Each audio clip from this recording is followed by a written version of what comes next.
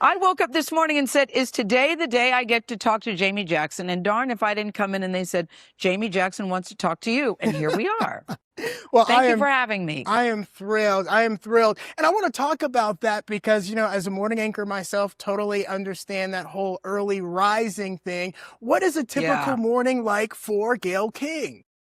Well, you know what it's like. I have to say, if there's any drawback to the job, it would have to be the hours because I'm really not a morning person. I always stayed up late. Mm-hmm. But this is the thing, and you must feel this way too. When you get up and you like what you do, it makes it a little easier.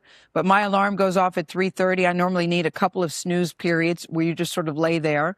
I get up and I bathe. I do try to bathe every single day, and I get picked up, and then I come into work. Tell me about the chemistry that you, Charlie, and Nora have. I mean, it's phenomenal.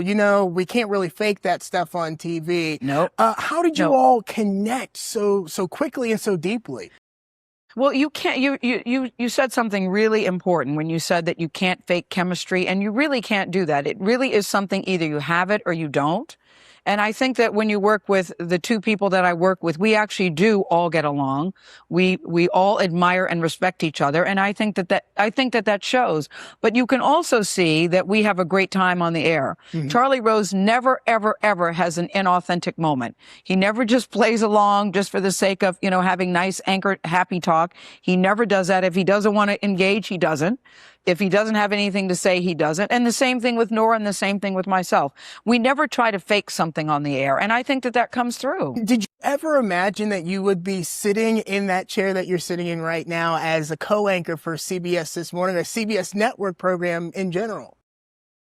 Yes, I always knew, Jamie. I always knew I'd be sitting in this chair. Of course, I didn't know that. Listen, I was at a stage in my life. I have always been a very happy kid, mm-hmm. grown to a very happy teenager, to a very happy young woman. And now at this stage of my life, I really feel good about what I do and who I am.